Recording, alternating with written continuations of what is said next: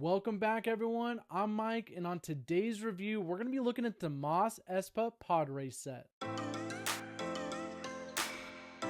With set number 75380, this set has 718 pieces.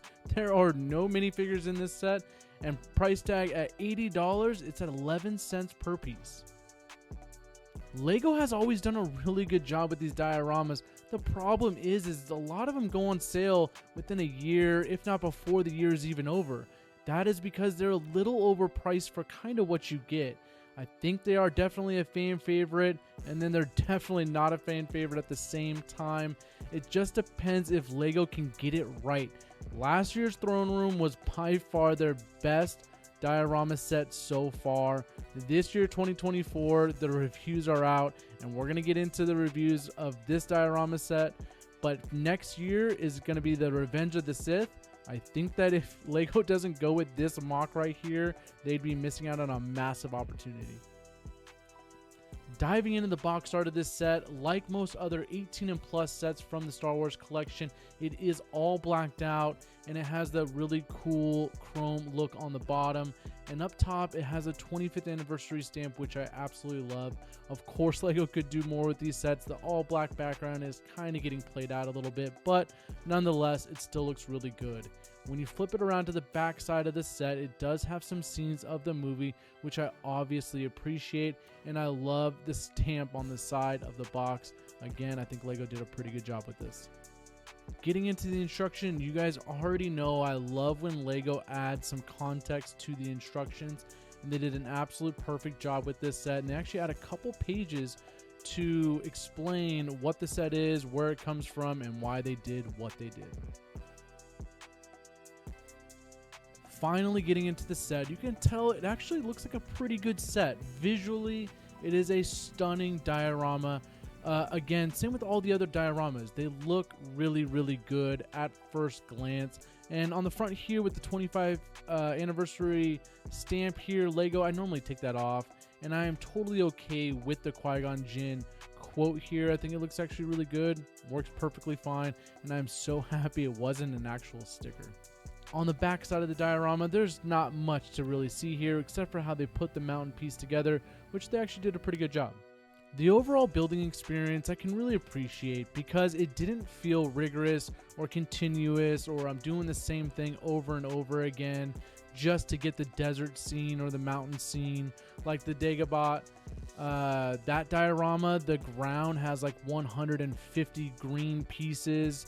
This set was not like that at all. So I love when they built the pass and they built the pods. It all just seemed very new. It kept me engaged the whole set. So I absolutely love that. You're definitely going to get your money's worth when it comes to building experience on this set. I'm going to talk about the pods really fast. Little Annie's pod, as you can tell in my hand, it is kind of small. I'm okay with it being smaller. The problem is it's a little delicate. I mean, you can't really take it off the diorama and put it back safely without it falling apart. Boba's pod, on the other hand, and now that one is actually built to last. Has the thrusters on there. It is obviously a bigger one because of the movie. We get it. But I will say overall, they did a pretty good job with these. I just wish it had a little bit more detailed in some of these places because, let's be honest, the diorama isn't for this mountains. I'm building the diorama because of the pods. The pods are the ones that look cool. The mountain looks cool. The pass looks really cool, but the pods are like the show. So to get the pods just a little bit better, again, they did a really good job. I'm just being a little picky here. And when it comes to the pods actually fitting through the pass, because I know it's a big controversy right now in the Lego community, I can care less. And the reason why I can care less is because the diorama sets have been known to not make things perfectly to scale with minifigures and the overall set. So it's not really for play anyways. And if it was for play, they wouldn't make it a diorama set. They would make it just a set where you can play with it and go through the mountains and stuff like that. But it's not for that. This is strictly for display. Now I am going to compare this to last year's Emperor's Throne Room, and the reason why is because it's the most recent one. The Emperor's Throne Room has more pieces. It was really expensive and still kind of is, but it's always on sale. And the price per piece with Throne was a little bit more. But look what you get. You get 3 minifigures compared to this one, which you get nothing. So the Emperor's Throne was definitely a little bit more of a bang for your buck.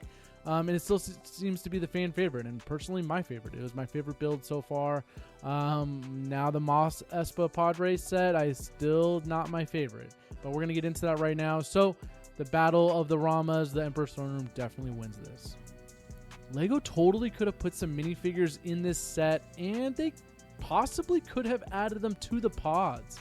I do have Anakin's. The problem is the leg do not bend down, so they would have had to figure that out to make Annie look better in the pod. But I don't have a Saboba to put in the pod, but you could tell it technically could have worked out. They could have made it just a little bit bigger, and they could have made the whole overall set just a little bit bigger, maybe 100 extra pieces, and they could have put the 2 minifigures on here. The little studs are cute. I know LEGO's been doing that lately with the Starship collection, but it's cute, but it's not for me. It's something I can care less about. I want minifigures, and so do you. When it comes to grading for this set, we're going to go over experience, display. Yes, we're going to talk about the lack of minifigures in this set and price per piece. We're not going to talk about play because it's not really a play set. For experience here, I'm talking about the build experience. I'll give this one an A because it kept me engaged. It didn't really seem too much of the same thing like some of the other dioramas. I absolutely love the engagement here. Experience-wise, I'm a little upset that there were no minifigure to experience this set with, but overall, it's definitely a good build. Moving on to display, just like every other diorama set, it's an A+. You can never go wrong with these ones. They look good in cabinets, they look good on your shelf, on your desk, and if you have multiple of them, they look even better together. So for display purposes, this is absolutely out of the park. Again, love when LEGO does these. Now we're going to get into the minifigures aspect of this, and I'm going to give this an absolute F. The fact that there's no minifigures in this is kind of unacceptable. Every single diorama so far has had one except for one, and it's the least popular one in the trench run. All of these other ones are extremely popular. Some have 6, and the rest have 3 great minifigures. This one could have had a minimum 2, especially for the price tag of $80. You should have got 2 minifigures.